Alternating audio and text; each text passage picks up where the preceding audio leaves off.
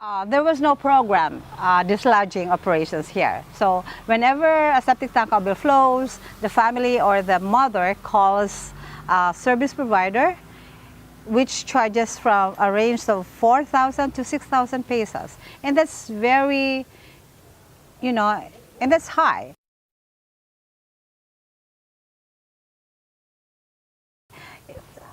In this program, dislodging, and in this model, the communities are able to pay in trickles on installment, and that turns out to be very affordable, and it turns out to be a lot less than paying a service provider one time.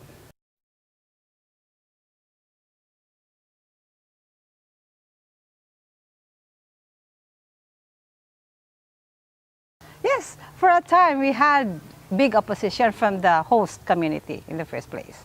They had resistance. They resisted because they did not know exactly what would happen in their environment. They thought that it would smell, they thought that flies will be flying around, all these, horrible thoughts, without really knowing that it will be this beautiful area and this park.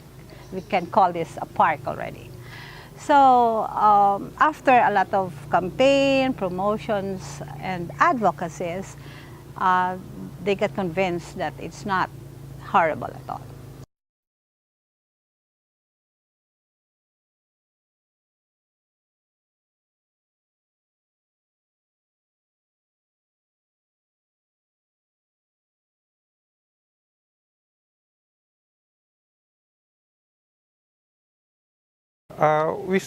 We, we look at the angle that the project we're working on then is to have a sustainable system that will be affordable to the people gonna serving.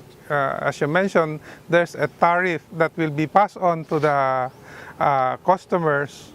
So immediately coming to my mind is what is the cheapest technology we can offer, and that will make it cheaper for people to, in terms of paying for the juice. We surveyed the area, and this is in a rural area, so space is not a problem.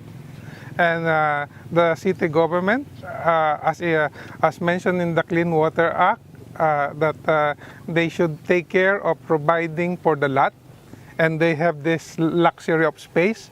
So why don't you look at lagoon system or waste stabilization plants? Okay, DNR, this is the Department of Environment and Natural Resources, has standards on the quality of the effluent. They have standards for BOD. It should not exceed a certain amount. But here, they don't have a standard for ground disposal at all. They have standards for disposing into water bodies, but none on ground disposal.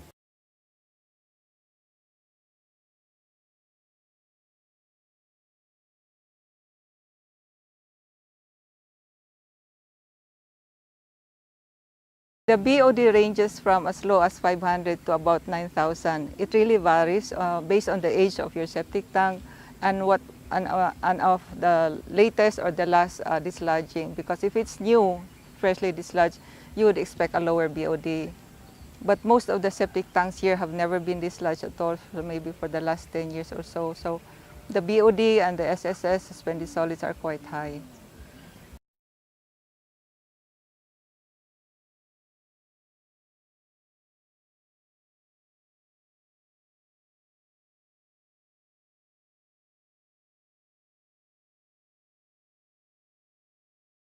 As this is one of the very first septage management programs in the Philippines to use the business model that we call scheduled desludging.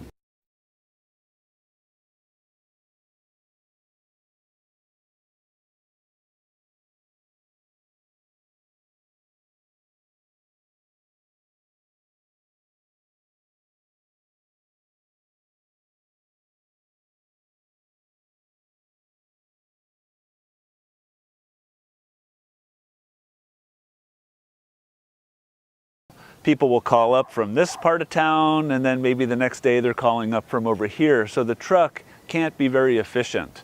But with the scheduled desludging program, you're going house by house, so the truck can be much more efficient instead of going all over the neighborhood. So because of that efficiency, the cost can come down significantly for the people.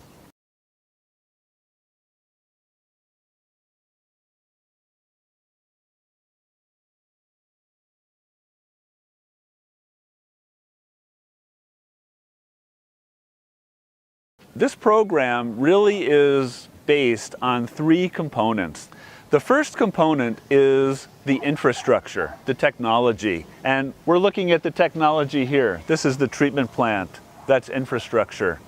You can see the trucks in the background. That is infrastructure. And even the access road that comes into the plant is infrastructure.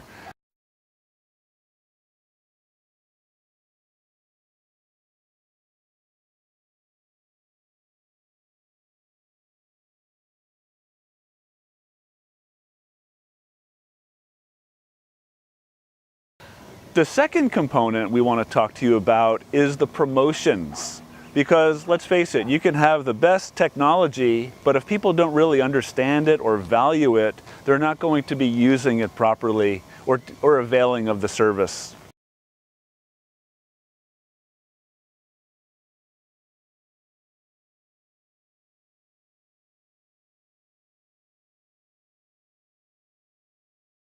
And then the third component is what we like to call the enabling environment.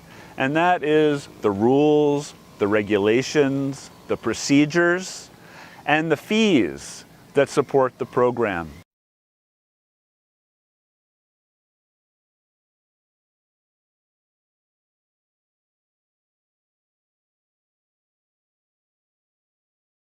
When you get these three components, the infrastructure, the promotions, and this enabling environment all coming together, you can have a sustainable program. And that's what we're seeing here. It's sustained itself for over 6 years, and now it's becoming a nice model that other municipalities throughout the Philippines are starting to replicate.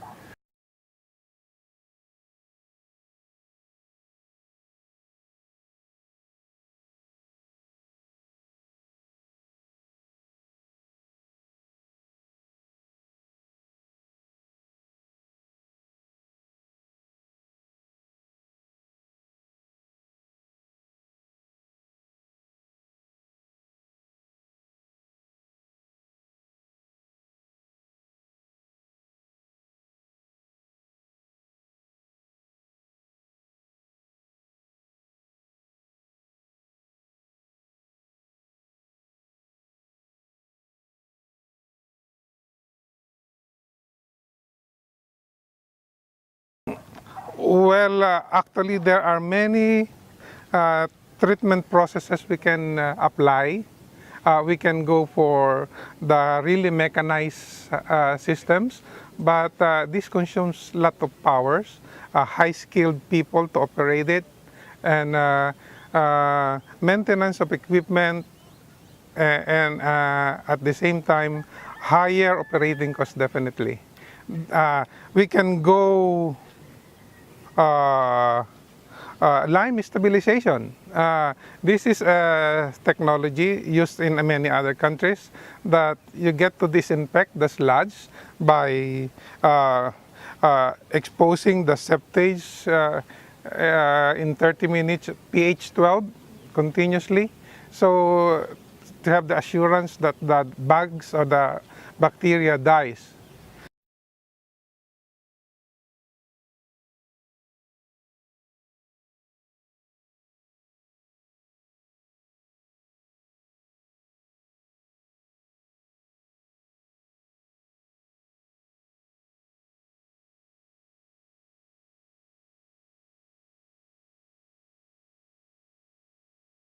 But then you have this problem of handling. It's a hazard thing, you know. Handling lime is not that easy, and at the same time, continual purchase, buying, and sourcing, this is a concern. Future municipalities considering this option. Actually, if we gonna go in a right way, we'll let the municipality make the choices. We give them the options, but in this case, we try in some sense influence them to go for this setup. Actually, they were consulted and they approve it. Otherwise, they can still consider other choices. But then, I think based on the rationalization or the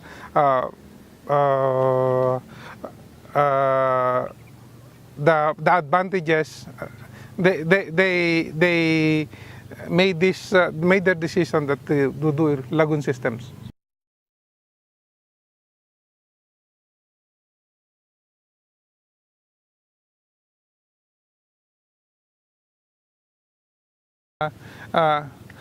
And plenty of materials can be sourced out in the, you can Google it, search the libraries, and this is a natural system that is very much efficient, provided you have the space. So it's been applied to lagoons for pig farms, for slaughterhouses. Actually, when we did this, Miss Josie already had a lagoon system for their slaughterhouse. So that also helped, I think, that made them decide to have this. Because when we're offering this is nothing new to them.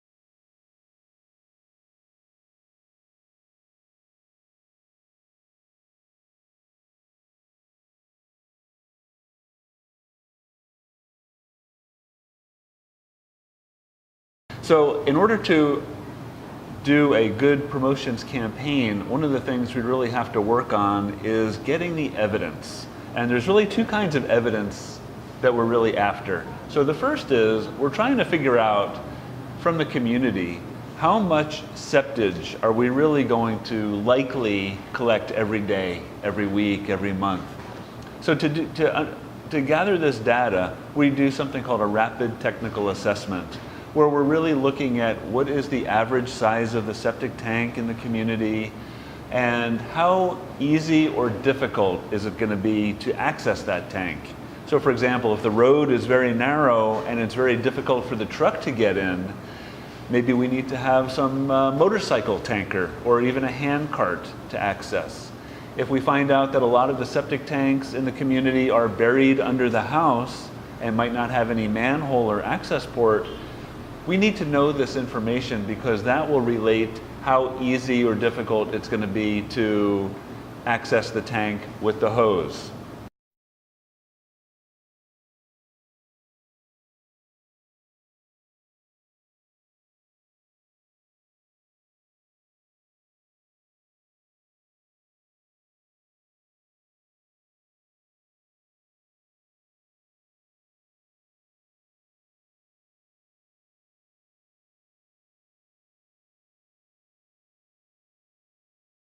An example, we did a community of 5,000 homes in Indonesia, and you only really had to sample about 250 homes to get a statistically significant cross-section of that community at a 95% confidence level. And we were able to do that with 15 enumerators in 3 days.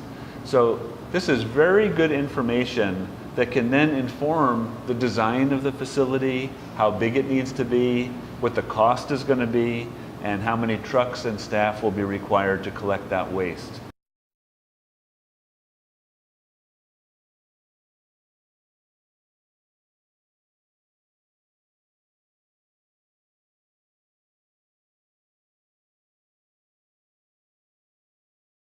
The second kind of information we're very interested in is about the people, the social aspects.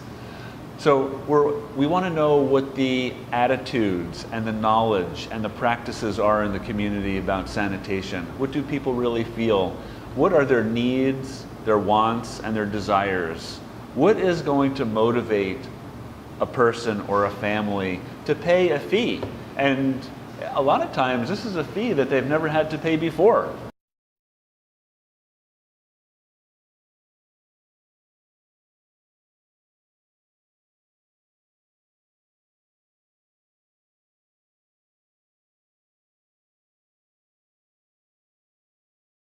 Most people in the Philippines, for example, have never had their septic tank desludged, and let alone pay a fee every month.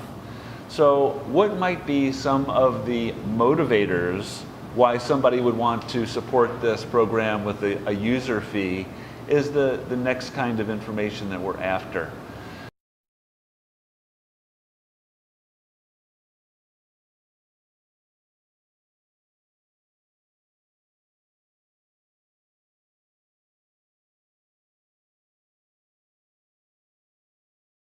Find out, what are your motivators? What is important to you? Why would you consider septage management for your household, and would you be willing to pay for it?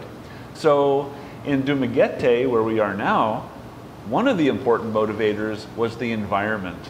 In this community, they have a very nice boulevard along the waterfront that in the past people would go up and down and walk on it and promenade and do their exercises.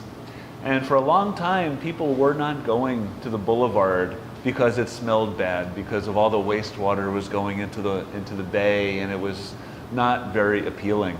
So this was a key motivator for this community. People really wanted to bring back the boulevard.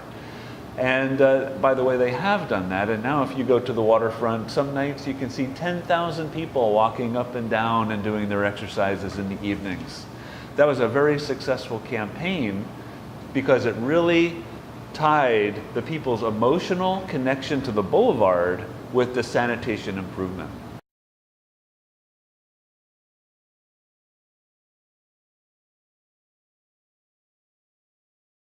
Another more powerful motivator than the ones that we've talked about so far, and that's the economic motivator.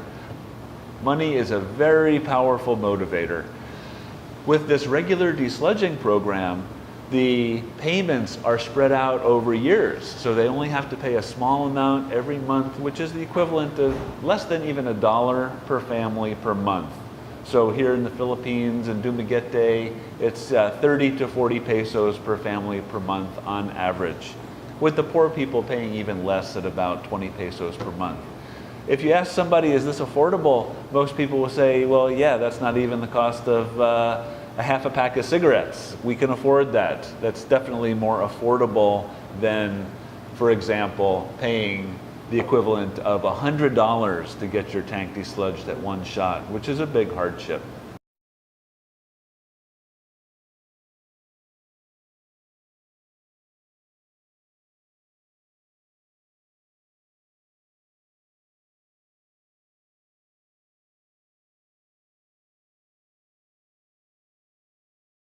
But remember, it's really critical, if you're going to do a promotions campaign and you don't use the right motivator, like if you're talking about, maybe the environment, and people are not that focused on the environment, your campaign is going to come up short, and it will not achieve its goal, which is to raise the willingness of people to pay for the service, right? So really what we're trying to do is match very accurately the motivator to the message. And then when we have that message, we want to get that message disseminated through a medium that we know that people will listen to.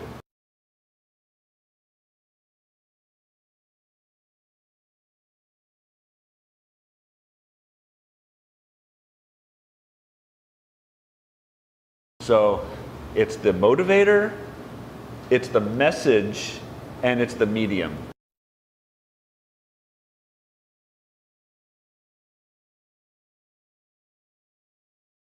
We know what the motivators are from our focus group discussions, right, that we talked about. So now we have to craft that into a message. And one way of doing that is to come up with a problem statement. And you can do this easily with a word association exercise where you have a scribe and a group of people, and we talk about what are all the words that are associated with this problem of septage. And people start coming up with ideas and writing them on the blackboard, and then you can start sort of putting them together into phrases and then come up with an actual statement of what the problem is, and maybe what the solution is, and maybe what the benefits of achieving that solution would be to the people. And now we're starting to come up with a message. And then we have lots of tools that we can use to support that message. So photographs, that's a great way of improving our message.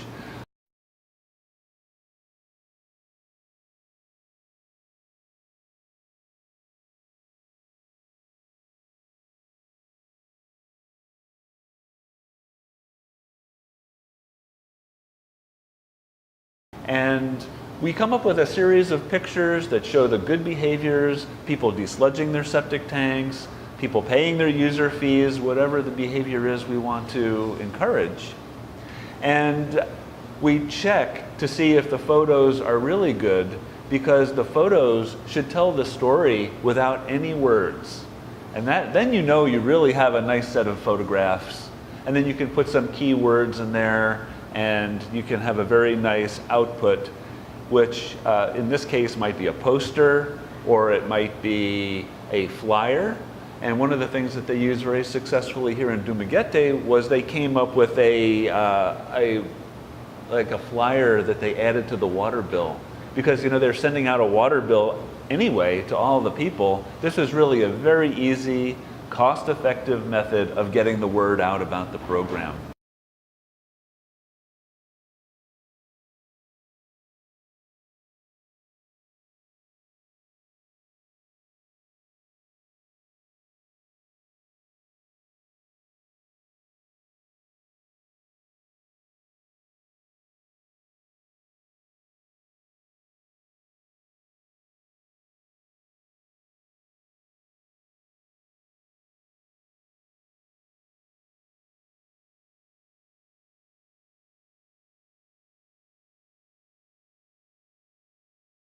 One very powerful way of doing this is by engaging the children at the schools. We've already seen how that's very effective at getting the message out for washing hands, the wash message. But it can also be very useful for doing plays and community theater and parades. And this is very useful for kickoff events. So you want to invite the community together, and you can have a little play or a song or a parade. And that can sort of be a very nice kickoff event for a campaign on septage management, for example.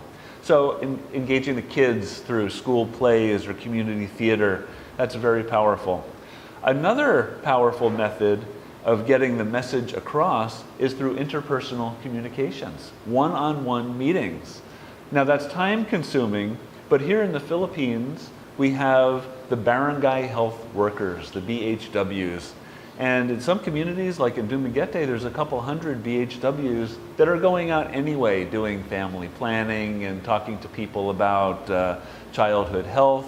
They can easily be empowered to do interpersonal communications about the septage management program just by having a flyer with them as they go on their rounds and handing out that information.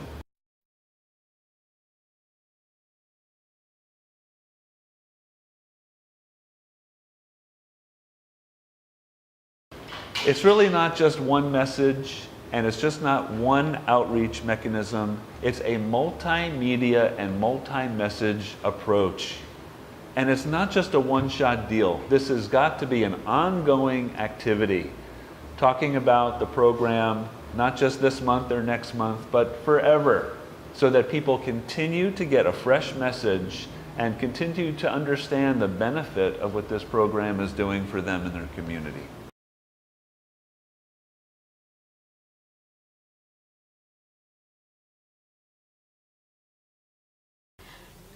At that time, of course, they did not know that this is a money-making venture. So the money that they invested into this was close to 24 million initially.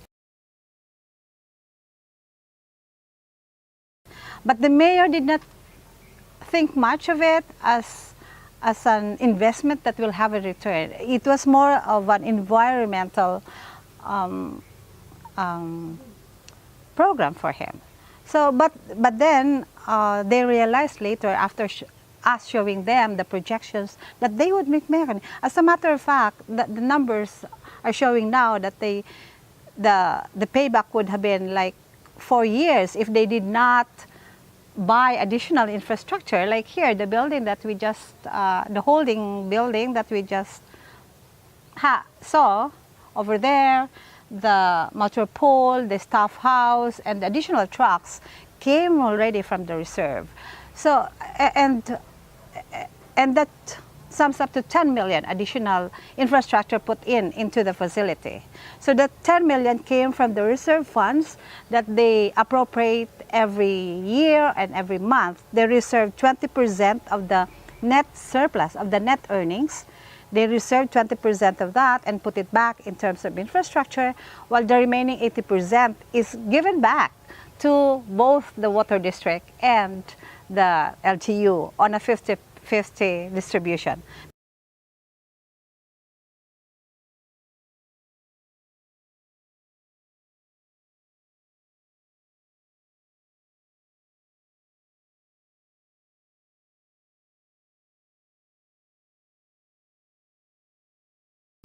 Well, 10 million each, 20 million for both that they got. The 30 million is a lot more than the 24 million that they initially invested. So the payback was actually 4 years, except that they put in the 10 million back, and therefore they just need to recover 4 million more since 2014. So I suspect by this time they would have recovered the whole 24 million.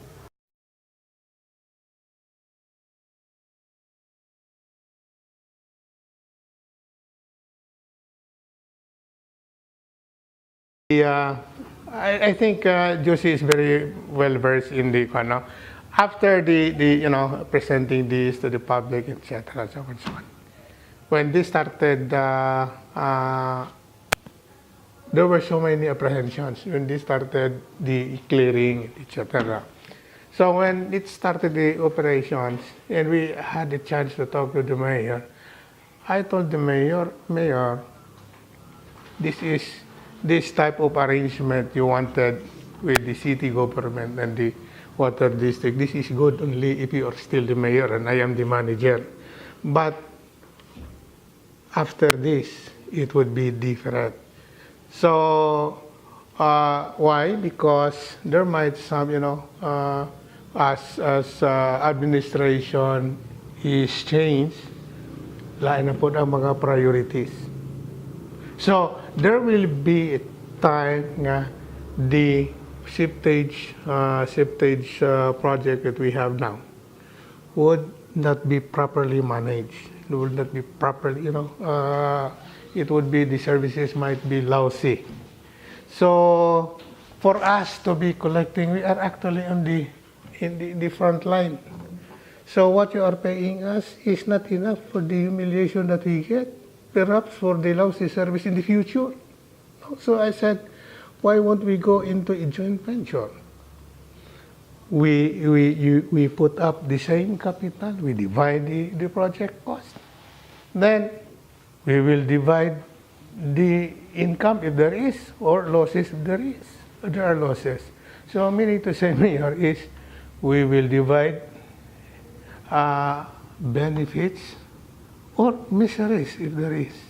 So that's why we come up to that joint venture. We try to draft the memorandum of agreement. Now we see to it that the memorandum of agreement is that even if there is a change in the administration, no one can just change the system. It's actually there in the memorandum of agreement. So meaning to say, no one can change unilaterally the rates. Dili pwede. Okay, I had that fear nga, if, you know, there will be a change in administration, there are new councilors, young, dynamic councilor who wants to, you know, magpagransan because of the election, they might say nga, oh, the 2 pesos is too much. It should be reduced. Now, what will happen to our investment? Yours is different because yours is actually an expense, but ours is an investment. We have to repay for our investment. We have to recover. So that's why all those safeguards included.